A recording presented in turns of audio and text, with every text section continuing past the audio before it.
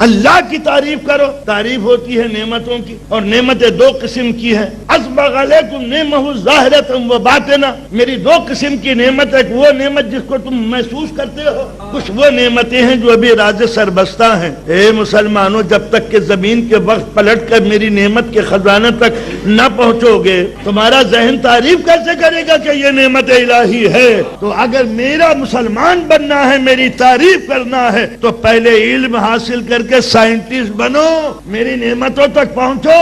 آج جو مسلمان ذلیل ہو رہا ہے پوری دنیا میں، اپنی جہالت کی بنا پر ہو رہا ہے، پیٹرول کی ٹنکیوں کی بنا پر نہیں. اگر اس کے پاس بھی ایسے ہی ہتھیار ہوتے، تب ہم دیکھتے کہ 7 سمندر پار کے ڈاکو کیسے ہمارے ایشیا کے دروازے پہ آ کے دولت لوٹتے ہیں.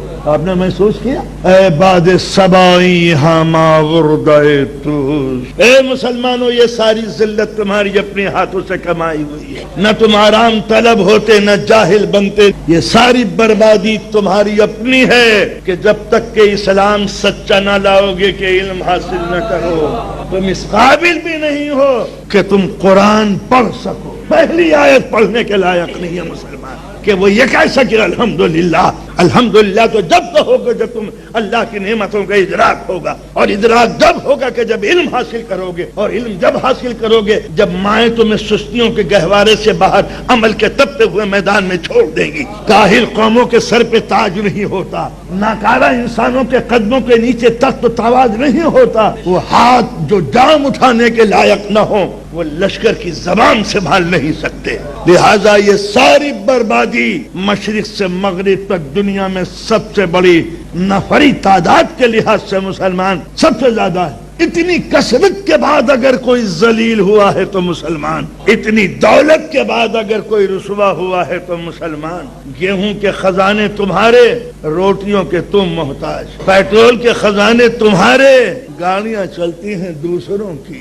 سونا تمہارا، نیند تمہیں نہیں آتی. یہ ہے ناکارہ قوموں کے، اور یہ ہے قیادت کا فقدان، چاہے ہمارے محراب کی طرف سے ہو یا منبر کی طرف سے ہو. یہ بزم کی رونق علم دولت کے بغیر نہیں ہے.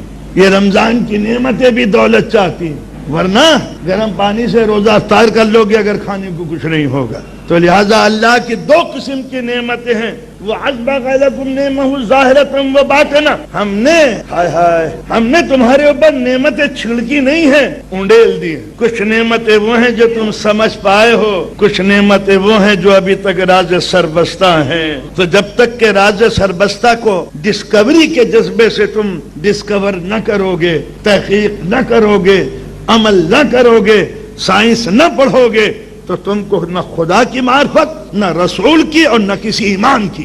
جاہل قوم کیا جانے کہ ہمارا امام کیا تھا. تم نے تو صرف خیبر کی چوڑے ہلتی بھی دیکھی ہیں، عمر کا سر کٹتے ہوئے دیکھا ہے.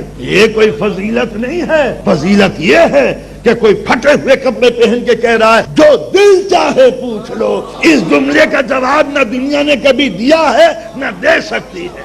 مدینے کے منبر سے اور کوفے کی محراب سے یہ سوال کہ جو دل چاہے پوچھ لو، اس کا جواب ہی یہ ہونا چاہیے تھا کہ علی کے غلام دنیا میں یہ کہتے جتنی ٹیکنالوجی سیکھنی ہے وہ ہم سے سیکھو، ہم اس کے غلام ہیں جو یہ کہہ رہا ہے کہ جو دل چاہے پوچھ لو.